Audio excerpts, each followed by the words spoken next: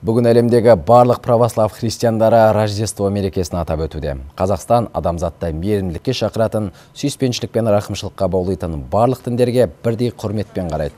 Рождество мерекесінде 40 күндік дін ұстанымдары аяқталып, православ шіркеулерінде рождестволық рәсімдер жасалады. Христиан дінін ұстанушылар бұл күнді ұлықтап, бір-біріне сүйіспеншілік пен бейбіт өмір тілейді.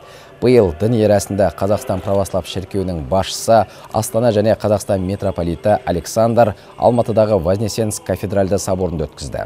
Айта кетейік, 2007 жылдан бері елімізде Құрбан айт пен православ Рождествосы ресми түрде аталып келеді. Қазақстан Республикасы Еңбек кодексінің 96 бабына сәйкес Құрбан айт және Рождество діни мерекелері ресми мерекелерге жатпайды, бірақ демалыс күндері болып саналады.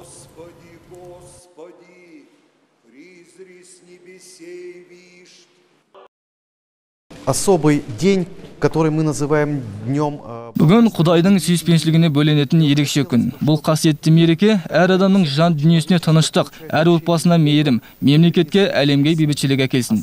Бұл күні әр адам жақсылық жасап, ізгілікті іс атқарғаны абзал.